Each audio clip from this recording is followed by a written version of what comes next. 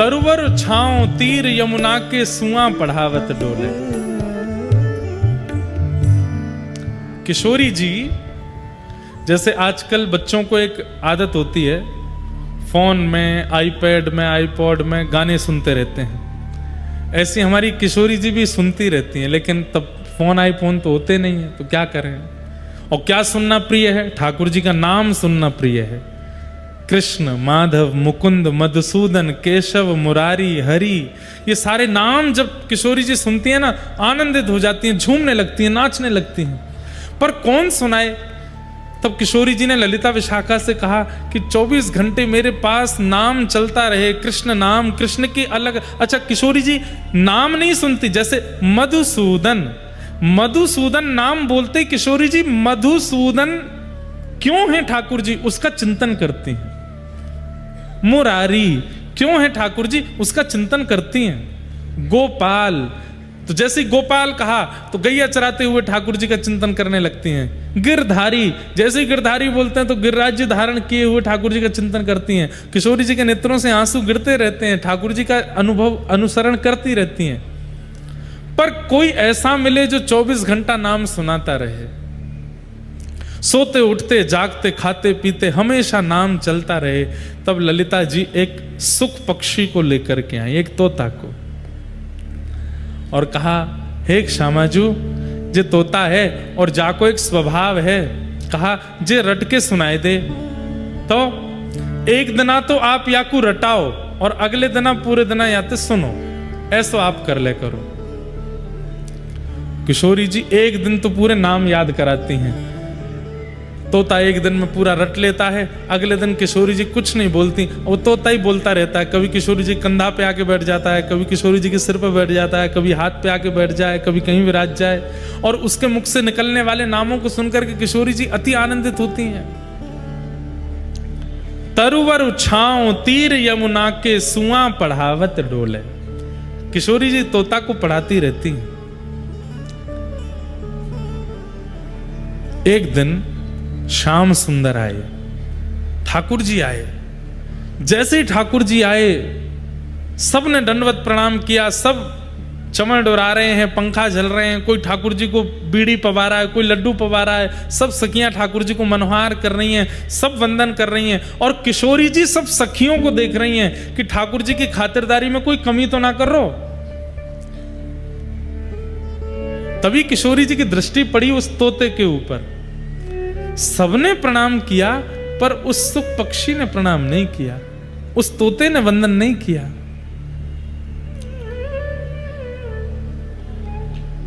ठाकुर जी जब चले गए, तब किशोरी जी ने उस तोते को बोला, सुनो इधर आओ। फिर से शुरू हो गया, मधुसूदन, मुरारी, मनोहरी, ठाकुर जी के मधुर मधुर नाम सुनाने लगा। बोले नाम मत सुनाओ, ये बताओ, श्याम सुंदर आए थे, सबने प्रणाम किया, तुमने प्रणाम क्यों नहीं किया? सुख पक्षी बोले, वो कौन थे जो आए थे? मैं तो नहीं जानता। अरे वो वही मदन मोहन जिनका तुम नाम बोलते हो। बोले कौन मदन मोहन? मुझे केवल नाम पता है, पर उसका अर्थ नहीं पता, और नाम ही को मैं जानता नहीं। किशोरी जी बोली, ओह याने रट लियो है, बस जाने ना है। तब किशोरी जी बोली, हे सुख पक्षी, अब मैं तोको तभी स्वीकार करूंगी जब तू जितने नाम गावे, वह नाम गावे वाले नामी को पहचान करके आवेगो, वह के बारे में जान के आवेगो, परिपूर्ण रूप से उनकी पूरी जानकारी। कभी ठाकुर जी की किसी भी गुण, किसी भी स्वभाव, किसी भी कर्म, किसी भी व्यवहार से तुम वंचित ना रहो, सब तुमको पता हो, क्योंकि जो कृष्ण को जाने वो मुझ को प्रिय है। और जब तक तू कृष्ण को जान के नहीं आवेगो, तब तक मैं तुमको स्वीकार नहीं करूंगी। अब जाओ। तब किशोरी जी उससे को व्याकुल हो गया, ललिता विशाखा जी के पास गया। किशोरी जी मुंह को दूर कर रही हैं, कोई कृपा करो ना। बोले कृपा का, जा करके ठाकुर जी को अनुसंधान करके आ, श्रवण करके आ, सत्संग करके आ, कौन है ठाकुर जी समझ के आ। तब उस सुख ने जाकर के घनघोर तपस्या की, और तप के कारण वही सुख जब अमर कथा सुना रहे हैं देवादिदेव महादेव पार्वती को, वहीं वो सुख पक्षी महादेव के ठीक पीछे प्रकट हुआ और पूरी कथा श्रवण कर रहा है। महादेव ठाकुर जी की एक एक लीला श्रवण करा रहे हैं। ठाकुर जी की बाल लीला सुनाई, गोवर्धन लीला सुनाई। जैसे ही रास लीला सुनाने लगे, रास लीला में रास का प्रसंग आते ही पार्वती जी इतनी उन्मत्त हो गई कथा में कि पार्वती जी को एक नियम दिया था, क्या कि हर 20 मिनट, हर 20 सेकंड में ओम ओम ओम शब्द का उच्चारण करती रहना। क्यों? क्योंकि मैं नेत्र बंद करके कथा सुनाऊंगा, तुम सुन रही हो, इसका मुझे प्रमाण प्राप्त होता रहे। लेकिन रास बिहार की लीला आते ही ऐसी उन्मत्त हो गई पार्वती जी, नृत्य करने लगी। उनको लगने लगा मैं कथा नहीं सुन रही हूं, मैं भी रास बिहार की एक गोपी हूं, मैं भी श्याम सुंदर के साथ में रास कर रही हूं। जैसे ही पार्वती जी रास में प्रविष्ट हो गई, अपने मानसी में ओम शब्द का उच्चारण विस्मृत हो गया। थोड़ी देर जब ओम का उच्चारण नहीं हुआ तो पीछे बैठे तोता ने मन में विचार किया, कथा विक्षिप्त हो जाएगी, कथा यहीं रुक जाएगी अगर ओम शब्द का उच्चारण नहीं हुआ। तो पार्वती जी के स्वर में उस सुख पक्षी ने ओम उच्चारण करना प्रारंभ किया।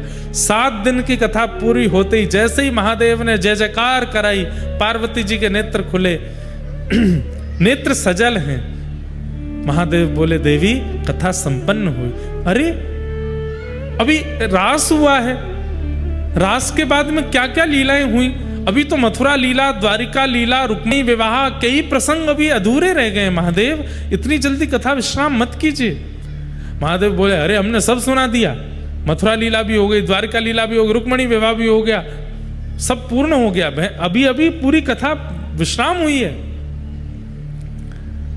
पार्वती जी बोली, पर मैं तो रास का ही चिंतन कर रही थी और रास में श्याम सुंदर मेरे साथ नृत्य कर रहे हैं, उसका अनुभव कर रही थी। महादेव बोले, रास में अगर तुम अनुभव कर रही थी, मानसी में रास चल रहा था, तो उस समय मुख से ओम शब्द का उच्चारण तुम्हारे तो नहीं हो रहा था, कौन कर रहा था? जैसे ही देखा तो सुख पक्षी वहां बैठा है। महादेव को क्रोध आ गया और क्रोध के कारण बोले कि तुम्हें व्यासपीठ के पीछे बैठ करके ज्ञान का अर्जन किया है, जो कि शास्त्र निषिद्ध है, इसलिए मैं तुम्हारा वध करूंगा। त्रिशूल लेकर के भागे। सुख पक्षी उड़ता हुआ हिमालय की कंदराओं में पीछे पीछे महादेव जा रहे हैं। तभी वह सुख पक्षी हिमालयों में उड़ता हुआ पहुंच गया कहां? बद्रिकाश्रम, जहां पर श्री वेदव्यास जी महाराज सरस्वती नदी के तट पर विराजमान हैं। वहीं उनकी पत्नी बिट्टिका मुख खोल करके जलपान कर रही थी। छोटे से सुख पक्षी ने तुरंत उनके मुख में से गर्भ में प्रवेश कर लिया और गर्भ में जाकर के विराजमान हुए। 12 वर्ष तक, 9 महीने नहीं, 12 वर्ष तक अपनी मैया के गर्भ में रहे। कौन? श्री शुकाचार्य जी। 7 दिन जो जो कथा में श्रवण किया वेद महादेव से, उसका केवल चिंतन करने लगे। 12 वर्ष बाद श्लोक स्फुटित होने लगे। जब वही शुकाचार्य जी अपने मुख से स्वर में श्लोक गाने लगे तो विटिका जी वेदव्यास जी के पास गई और बोली, मुझे ऐसा लगता है कि कभी कभी मेरे भीतर से कोई श्लोक उच्चारण कर रहा है। वेदव्यास जी महाराज ने दिव्य दृष्टि डाल करके देखा, अरे देवी, तुम्हारे गर्भ में साक्षात ठाकुर जी की यश कीर्ति को विश्व में फैलाने वाले श्री शुकाचार्य जी हैं। प्रार्थना की, हे गर्भ में विराजमान श्री सुखदेव जी, आप प्रकट होइए और मानव उद्धार कीजिए। सुखदेव जी बोले, मैं जन्म नहीं लूंगा। क्यों? संसार की माया बहुत विचित्र है, मुझे पकड़ लेगी, मैं संसार में नहीं आऊंगा। यदि ठाकुर जी आकर के मुझे आश्वासन दे देंगे कि संसार की माया मुझे नहीं सताएगी, तो ही मेरा अवतरण होगा। ठाकुर जी गर्भ में प्रकट हो गए और प्रकट होकर के कहा, हे सुखदेव जी, भूल गए, आपको किशोरी जी ने भेजा है। मेरे बारे में संपूर्ण जानकारी अर्जन करना और अर्जन करके सब में वितरित करने के लिए आप धराधाम पर आए हो। अपने कार्य की सिद्धि के लिए अब आप जन्म लो। तो वही श्री शुकाचार्य जी महाराज बिटिका मैया के गर्भ से प्रकट हुए। बोलो सुखदेव जी महाराज की जय। लेकिन जन्म लेते ही माता पिता को छोड़ करके चले गए। अब वेदव्यास जी महाराज ने जब भागवत संहिता का निर्माण किया, तब मन में विचार किया कि इस भागवत संहिता को ग्रहण करने की योग्यता इस पृथ्वी पर केवल सुखदेव जी में है, मेरे पुत्र में है। लेकिन वो तो निर्गुण निराकार ब्रह्म का ज्ञान कर रहे हैं, क्योंकि शंकर जी से कथा सुनी है ना। शंकर जी की कथा में भाव प्रधान है, सगुण साकार प्रधान है, लेकिन योगी से कथा सुनेंगे तो निर्गुण निराकार ही सिद्ध होगा। अब सगुण साकार की ओर इनको लाने के लिए तो इनको सगुण का दर्शन कराना पड़ेगा। निर्गुण निराकार का मतलब क्या है बंधुओं? जिसमें कोई गुण नहीं, जिसका कोई आकार नहीं, जिसकी कोई आकृति नहीं, केवल खाली, उसको निर्गुण निराकार ब्रह्म कहते हैं। जैसे आकाश, इसका कोई आकृति नहीं है, इसका कोई ओर छोड़ नहीं है, इसकी कोई नपाई नहीं है, इसकी कोई ऊंचाई नहीं है, ये निर्गुण निराकार है। लेकिन सगुण साकार क्या है? वंशी हाथ में लिए खड़े हैं, गिरिराज जी नख पे धारण किए खड़े हैं, शेष शैया पर पौड़े हुए हैं, शंख चक्र गदा पद्म धारण किए, ये सगुण साकार हैं। अब निर्गुण को सगुण साकार में लाने के लिए तो सगुण का दर्शन कराना पड़ेगा। तब वेदव्यास जी महाराज ने श्रीमद् भागवत जी के एक श्लोक का उच्चारण अपने समस्त शिष्यों से हिमालय की कंदराओं में करवाया। कौन सा श्लोक? वेणुगीत का श्लोक।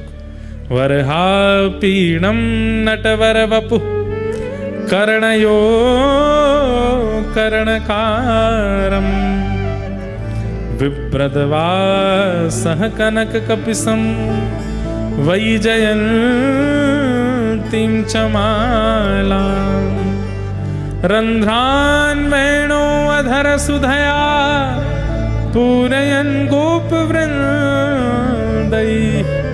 वृन्दारण्यं स्वपदरमणं प्राविशद् गीत कीर्ति। जिन्होंने बरहा पीड़म यानी कि मोर मुकुट पहना है, कानों में कन्नेर के पुष्प पहने हैं, पीतांबरी पहनी है, अधर पर वेणु धारण कर रखी है, नासिका में मोती लटक रहा है,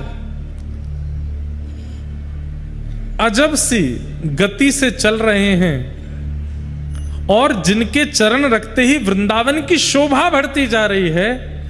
श्री राम कृष्ण चरण स्पर्श प्रमोद कहते हैं, गिरिराज जी और वृंदावन में प्रकट हुए वृक्ष ये वृक्ष नहीं है, तो ठाकुर जी के चरण स्पर्श से वृंदावन के रोए खड़े हो गए हैं। वृंदावन इतना आनंदित हो गया कि उसके ऊपर वृक्ष वल्लरी आदि निकुंज सघन कुंज प्रकट हो गई हैं। जब इस श्लोक का गायन शुकाचार्य जी ने सुना तो निर्गुण निराकार ब्रह्म के बीच में नन्हे से गोपाल जी मोर मुकुट पहन करके वंशी वादन करते हुए, नृत्य करते हुए, आनंद करते हुए वहां प्रकट हो गए। अब तो सुखदेव जी महाराज व्याकुल हो गए, दौड़ करके उन बच्चों के पास में गए और कहा, तुम जिस श्लोक में जिस बालक का वर्णन कर रहे हो, ये बालक कहाँ है? ये मोर मुकुट पहनने वाला, ऐसी चाल चलने वाला, पीतांबरी पहनने वाला, ये बालक कौन है? किसका बेटा है? और ये कहां मिलेगा? जब से मैंने इसका चिंतन किया है, मेरा चित्त मानो जैसे इसने हरण कर लिया, मैं इससे मिलना चाहता हूं।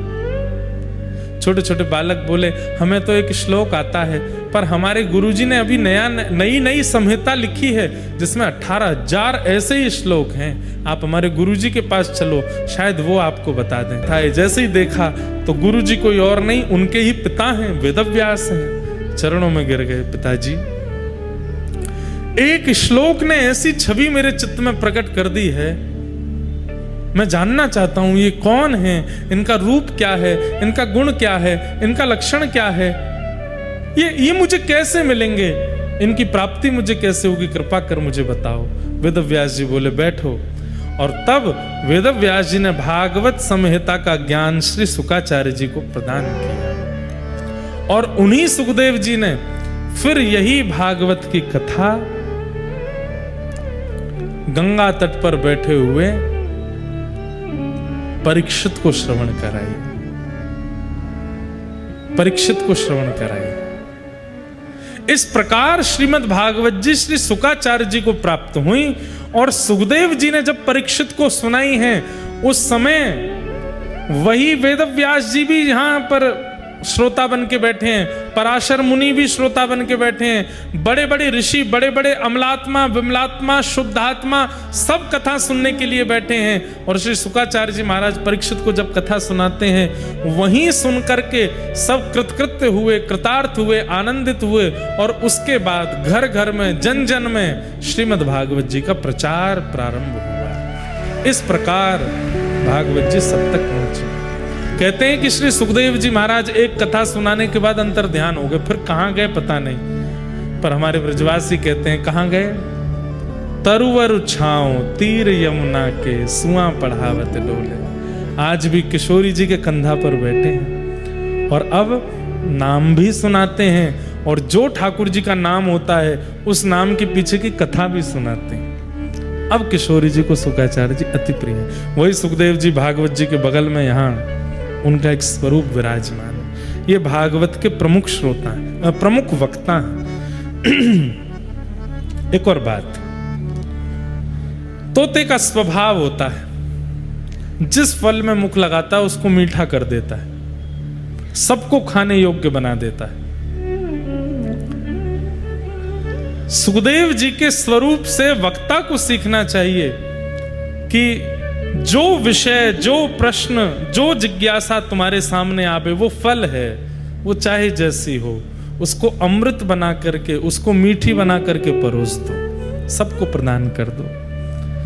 अब पूछने वाले लोग कुछ भी पूछते हैं, विचित्र विचित्र प्रश्न करते हैं, पर व्यास मंच से उसका समाधान ऐसा होना चाहिए कि सुनने वाले को ऐसा लगे कि आहा कितना मीठा मीठा भाव कह दिया, कितना प्रेम से समझा दिया, चित्त में उतार दिया।